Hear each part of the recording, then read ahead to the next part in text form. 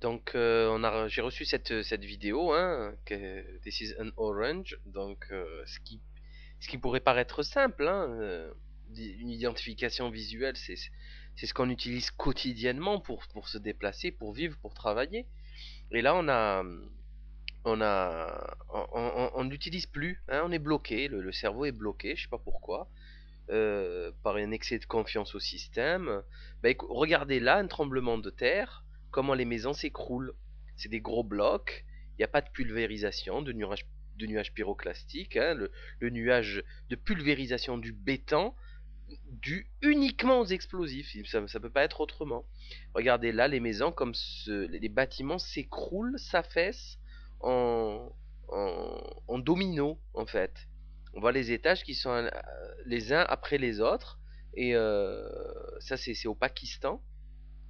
Et donc, on voit ici l'effet d'un tremblement de terre, hein, mais ce qui n'est pas du tout le cas du bâtiment 7, puisqu'on voit un écroulement, un affaissement sur lui-même, avec une disparition totale du bâtiment, et avec une pulvérisation sur une surface, un volume monstrueux de poussière, et avec une négation des faits par les organismes officiels, la FIMA et le NIST, qui est très grave, très très grave, qui nous prouve que, que ça a été caché. Et surtout lorsque Larry Silverstein, cette raclure américaine, sataniste, luciférienne de l'élite américaine, nous déclare qu'il avait demandé ce jour-là, ce jour même, au chef des pompiers de Poulet, de le descendre avec un jargon. 2 ans après les faits, il explique qu'ils ont descendu par explosifs le bâtiment 7, 50, 47 étages. Ce qui est absolument impossible puisqu'il faut plusieurs semaines pour le miner. Là, cette photo par exemple, c'est le tremblement de terre de Boumerdès en Algérie. Et vous voyez les maisons qui sont encore debout. Elles sont comme le ratage qu'on a vu tout à l'heure, de démolition contrôlée, avec une maison qui reste debout. Il y a pas de nuages, il n'y a rien, enfin, il n'y a pas de nuages de poussière. Le bâtiment est encore là. On voit juste les poteaux de soutien du rez-de-chaussée cassés, mais tout le reste est debout. Certes, c'est des bâtiments de 3 étages, 2 étages, c'est pas le même cas que le bâtiment 47. Mais là, vous voyez très bien, là, toujours pareil à Boumerdès, des bâtiments qui s'inclinent, mais qui ne se désintègrent pas à la vitesse de la gravitation, de la chute libre. C'est intenable, c'est insupportable.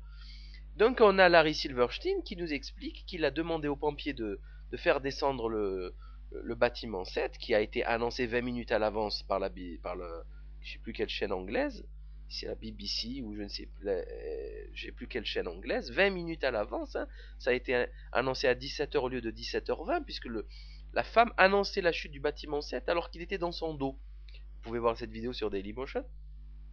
Donc on a ici une identification visuelle assez aisée. On peut très très facilement comprendre le cas. D'ailleurs, dans le dernier Loose Change Final Cut, on voit un expert allemand de démolition contrôlée qui est complètement abasourdi devant les faits parce qu'on lui montre le truc, il dit oui, oui, tout à fait, c'est une démolition contrôlée, oui, oui, non, je suis catégorique, il n'y a pas de problème. Après, quand on lui dit c'est le 11 septembre, il n'arrive pas à y croire. Il demande à la personne de répéter la question, de la confirmation de son information au moins 3 4 fois, il n'arrive pas à y croire. Et pour finir, il dit que bon, ils ont apparemment excellemment fait le travail, mais sans y croire, parce que ce n'est pas possible. Il faut des dizaines de tonnes d'explosifs à des endroits stratégiques pour que la structure s'affaisse, sachant qu'au bâtiment 7, bien sûr, et qui est exactement le même cas pour les bâtiments 1 et 2, la tour nord et la tour sud des Twin Towers. Enfin, il faut, sachant que le bâtiment 7, donc le Salomon Brothers Building, était un bâtiment stratégique dans lequel il y avait beaucoup beaucoup de choses, notamment tous les dossiers des affaires de fraude boursière d'Enron WorldCom, de la CIA, le FBI, le QG de la mairie de Giuliani qui avait été rénové à coût de millions de dollars. Donc tout ça s'est écroulé. On a beaucoup de preuves qui ont disparu. Il y avait eu des banques dedans. Il y avait beaucoup de choses. Tout ça a disparu. Euh, Bien sûr, par hasard. Et nous, petits, petits êtres humains médiocres, on est censé croire cette version. Bon, d'accord, on n'est pas enfin, il faut pas se poser de questions, il faut accepter la version officielle.